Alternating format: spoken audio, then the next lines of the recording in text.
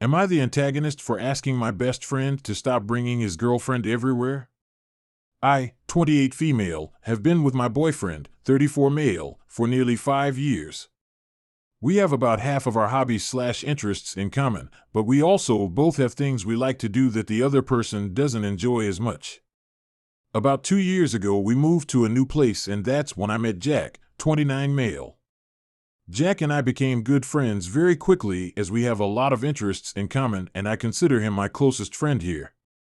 Jack has been single for the majority of the time that I've known him, but started dating Esme, 24 female, a few months ago. Jack and I have friends in common and we hang out in a group with, but we also regularly meet up just the two of us. We go hiking, swimming in lakes, skateboarding, etc. My boyfriend never comes along to these type of activities, as he doesn't enjoy them very much, but he doesn't have any problem with me going with Jack. I've met Esme pretty soon after her and Jack started dating, and I think she's a very nice person. She tags along when we meet with our group of friends, and I enjoy going for a drink with her. Ever since they started dating, Esme has wanted to come along to every activity that Jack and I do. So for example, if we go skateboarding or hiking, Esme wants to join. Now this wouldn't be a big problem for me, but Esme doesn't like any of these activities. She just sits around while we skateboard, complaining that it's taking too long, and when we hike she always gets tired and we can't go far anymore. A couple of days ago, I decided to talk to Jack about this, as I miss hanging out just with him. I told him that I like Esme and hanging out with her, but that I don't like that she wants to come along to every activity, especially if she doesn't like the activity itself. I told him I missed our old friendship dynamic and how we used to talk before having her around. Jack was understanding and agreed that he also missed going for longer hikes and us hanging out like we used to. He said he would talk to Esme about it. Yesterday Esme called me and said I was an asshole for not wanting to hang out with her. She accused me of trying to steal her boyfriend and told me she wouldn't let that happen. I tried to explain myself, but she hung up and refused to take any of my calls. Was I unreasonable to ask Jack not to always bring Esme along? Yesterday Esme called me and said I was an asshole for not wanting to hang out with her. She accused me of trying to steal her boyfriend and told me she wouldn't let that happen. I tried to explain myself, but she hung up and refused to take any of my calls. There's your answer as to why she comes to everything with him. NTA, but tread carefully. She accused me of trying to steal her boyfriend. This is why she is always there. If he is really serious about her, prepare to lose your friend. She will demand he stop being friends with you because you're a female. She is young and has apparently never had male friends before. NTA. Jack shouldn't have told her it was you who suggested it. She probably tagged along because you're a woman. He should have just told her not to come to the next thing, as it was going to be a very, very long hike. Very foolish. Seems like you were all on board to share those activities with Esme when she originally asked to come. Some others here seem to think you want him just to yourself, but like you said, you wouldn't have a problem with her there if she enjoyed the activities. I wouldn't want to try to have fun with someone sitting there complaining the whole time. If anything, I would say that Jack is slightly TA'd because he could have worded things better to her instead of just coming and saying that you don't want her to come on your adventures. Am I the antagonist for calling my fiancé a bridezilla and thinking it is okay for my mom to get married 2 weeks before us? So I'm currently stuck in the middle of my mom and my future wife, and while I know I should really be on my fiancé's side, I'm kind of on my mom's. My fiancé and I have been planning our wedding for a year, and my mom got engaged 5 months ago. The venue she liked had an opening 2 weeks before our wedding, so she took it. My mom has the money/connections to get stuff done fast and just could put a wedding together that quickly. She also didn't want to wait until next spring/summer, as we live somewhere with 4 seasons. When my fiancé found out, she was furious. She screamed at my mom that she is psycho and pathetic. She ended up bursting into tears, and I tried to calm her down. The thing is, there will not be a single overlapping guest, so I really don't see the issue. My mom even specified we don't have to come if it is inconvenient. My fiancé thinks it is wrong and attention-seeking, but I feel like other people have lives, and we don't get a whole month. All of the family invited to our wedding is not invited to hers. I ended up telling her to stop yelling at my mom and being a bridezilla. I asked her to apologize to my mom for the name calling, but ultimately didn't push it as she didn't want to, and my mom's fiancé was laughing, which I didn't like. My fiancé is currently furious with me and thinks I was spineless and failed to understand her perspective. I don't understand. If the guest list is completely different for both, and the only overlap is your mom and her fiancé and you and your fiancé, then what attention does your fiancé think your mother is even seeking and getting and from whom? I think your fiancé is either super stressed or being a bridezilla. Although I do find it very odd that there's _0_ overlap in guests. How can that really be true? Your mother has no family other than you? Anyway, I guess I'll go with not the a-hole. NTA. It's crazy to me that you aren't going to have a single overlapping guest. No siblings, cousins, uncles, friends? So weird. But yeah, 2 weeks before and no overlapping guests. You're fine. NTA. I'm a woman. And an Australian, but honestly, a wedding is a day unless you are Indian, Singaporean, or something like that, where it is the culture that the wedding is a week of celebrations. You don't have to take her side if she's throwing a tantrum over something that doesn't affect her in the slightest. You are right, she is a bridezilla, she doesn't get to dictate other people's lives, and he isn't owed the whole month to revolve around her. She's being ridiculous and entitled. Am I the antagonist for calling out my dad and stepdad? I, 16 female, have a twin brother, Cody. I do cheer and Cody does sports. We do these activities because we enjoy them, but Cody also puts in a lot of effort because he's constantly seeking approval from our dad and stepdad. The two don't care for each other, but are somehow the best of friends when it comes to Cody's sports. He does like 5 different ones because our dad likes hockey and lacrosse while our stepdad prefers football and basketball. They both enjoy baseball. If he ever dares to quit a single one of them will throw a riot or accuse him of playing favorites. It's so dumb.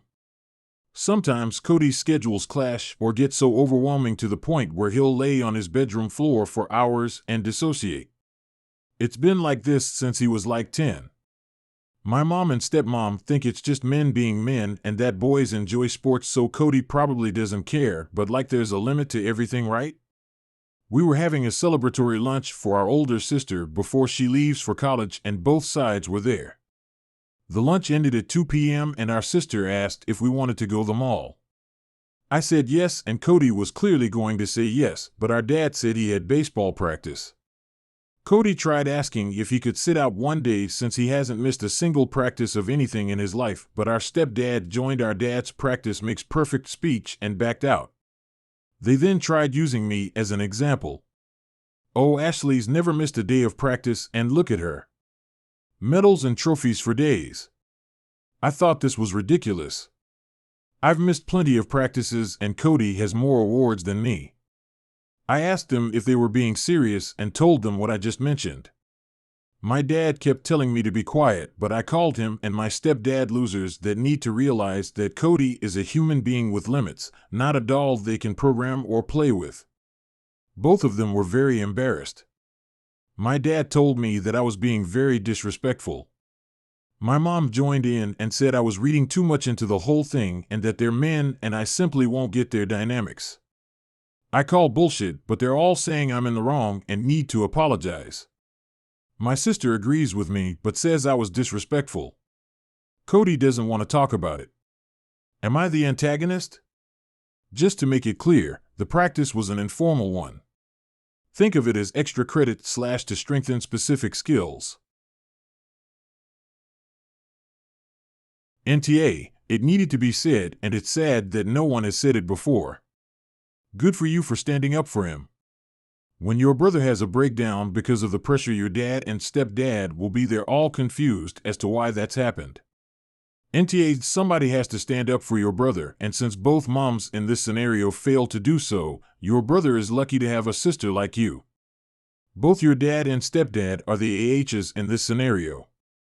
They need to grow up and realize that your brother quitting a sport from either side, that doesn't count as him playing favorites. God, they sound so immature.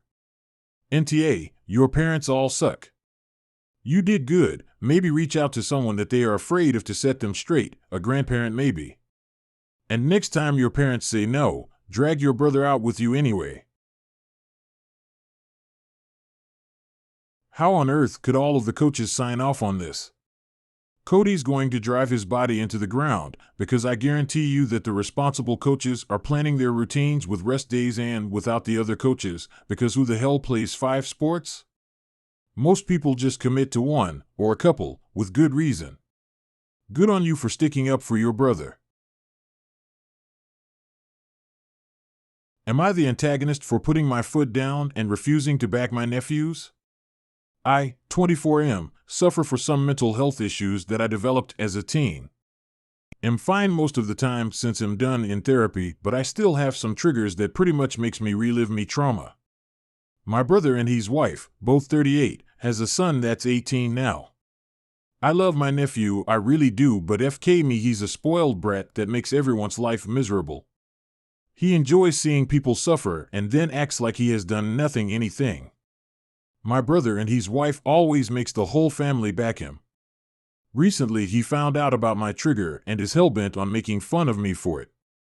My brother has told him off many times, but then just tells me to live with it and I refuse. Now onto what happened. He made fun of one of my cousins, 23F, for losing her partner, telling her he's glad that he is gone and he hopes she loses her baby, she is pregnant.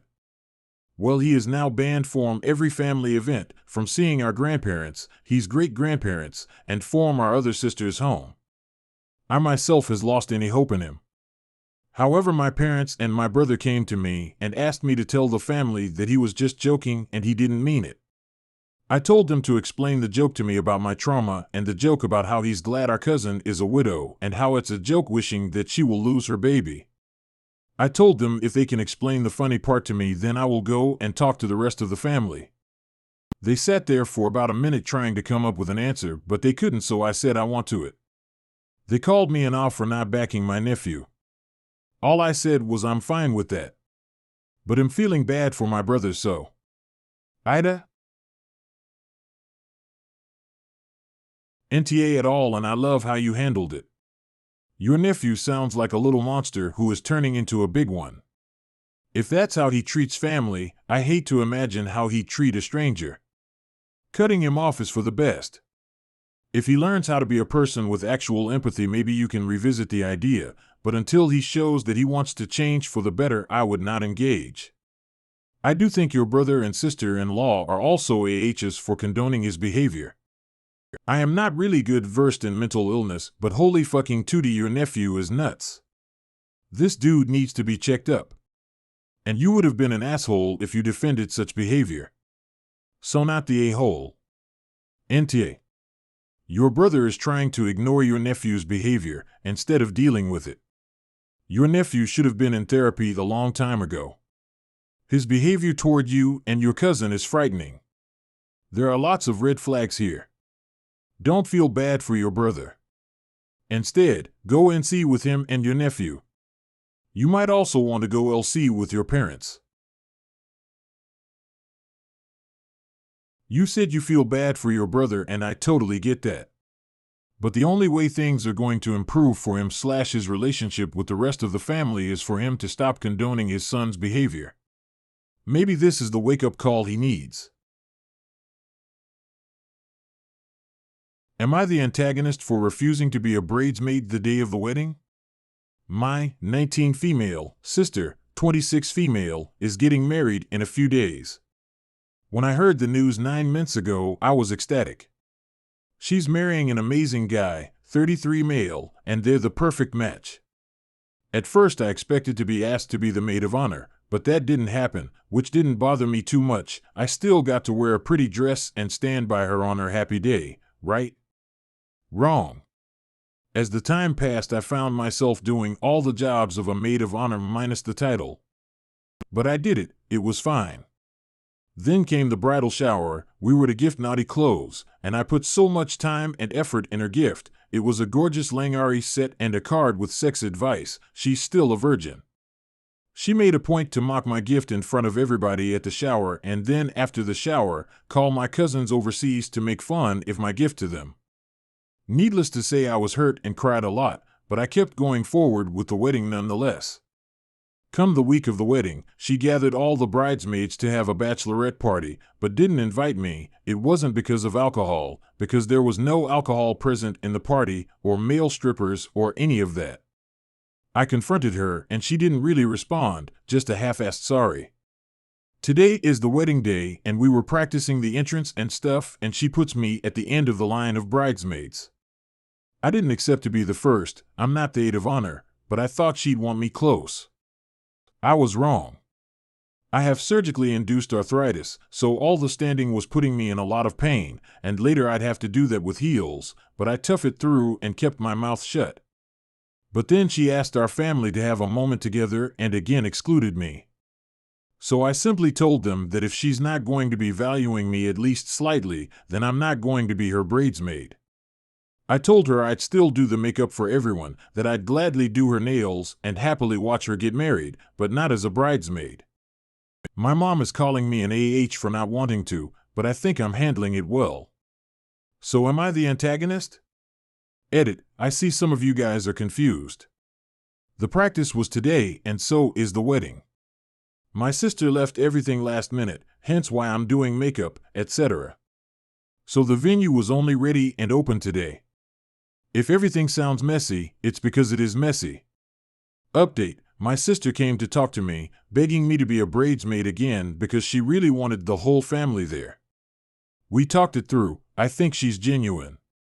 I also apologized for my tacky gift and for the card, which after listening to some of your comments, would be really humiliating, and I hadn't thought of that before. She said it was okay and it wasn't too bad. It was that type of shower after all.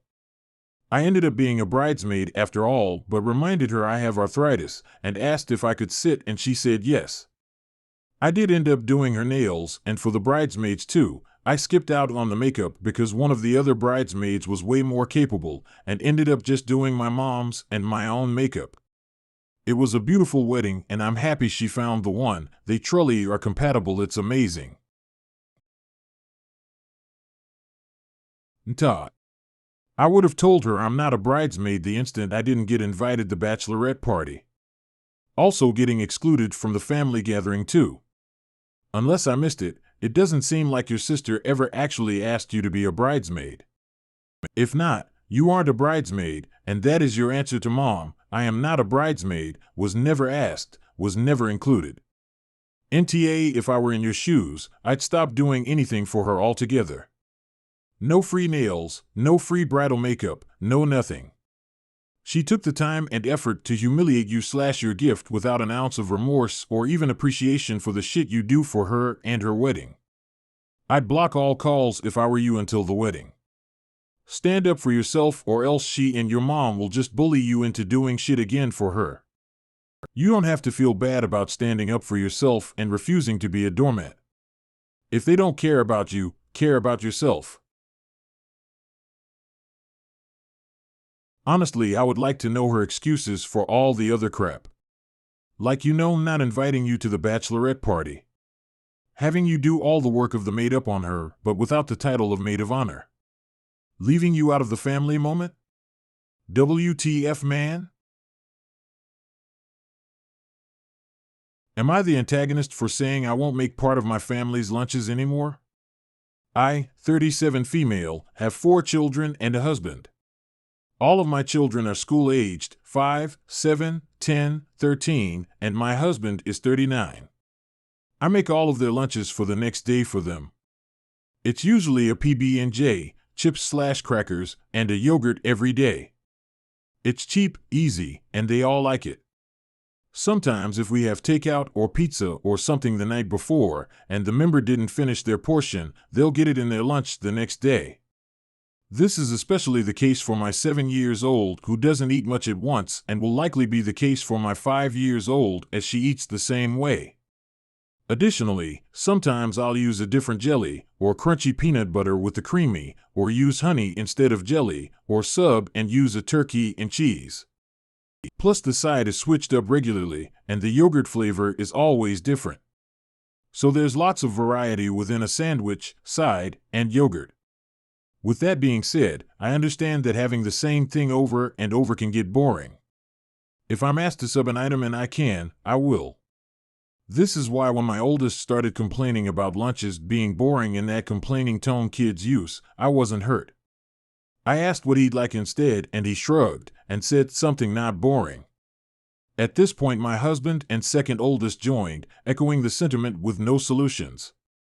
At this point, I was nearly crying, which I don't do in front of my kids, but hearing my husband say these things without any solutions hurt. I said fine. If they find my lunches so boring, then they don't have to eat them and I won't make them anymore. That they are all welcome and old enough to make their own lunches, and I will just make them for my 2 youngest. Or, my older kids can simply get school lunches, something they've been vehemently against, saying the meals are gross. As I know those menus are different every day and that will offer some variety. They immediately backtracked on their statements, but I stood firm. They're all old enough to make their own lunch, just tell me if you decide you need lunch money. My older kids grumbled, but they managed to make their own sandwiches. My husband was the biggest child of them all, complaining that the kids have the option of school lunch, that the school can't and won't let a kid go hungry, but work doesn't give a fuck if he eats or not. I just kissed his cheek and said there's bread and peanut butter in the kitchen. Not to mention he can drive to McDonald's and get something he wants. He continued to get angry and slept in the basement last night. Am I the antagonist? NTA, I'm sorry. I'm finding highly amusing that grown-ass man slept in the basement because he can't take 30 seconds to make a PB&J. I made lunches for not only my family but the 2 guys that worked with my husband. It saved everyone time and money. You could make a suggestion, but no complaints. No one ever complained and I got thanked. I wouldn't make Sir Whiny Pants anything either. NTA, what gets me is that none of them even had any suggestions. You were willing to accommodate their whining, and instead of anything constructive, only got complaints.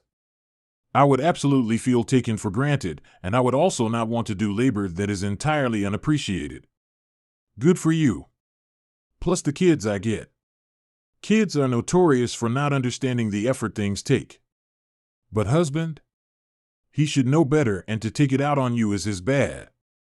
NTA, good job of standing up for yourself. It's easy to complain until you have to do it. It is easy to disrespect someone's time and effort until you have to do it. It is easy to take mom/wife for granted until you have to do it. Your eldest complained. You asked for suggestions. The whole thing escalated. You stood your ground, refuting to be manipulated. You aren't a servant. Now they know. Awesome job. Your husband and oldest children are old enough to pack their own lunches. If they find your packed lunches boring, by all means let them get creative and spice it up for themselves. Good for you. Now you need to consider teaching your older children how to do their own laundry. You're never too young to learn life skills.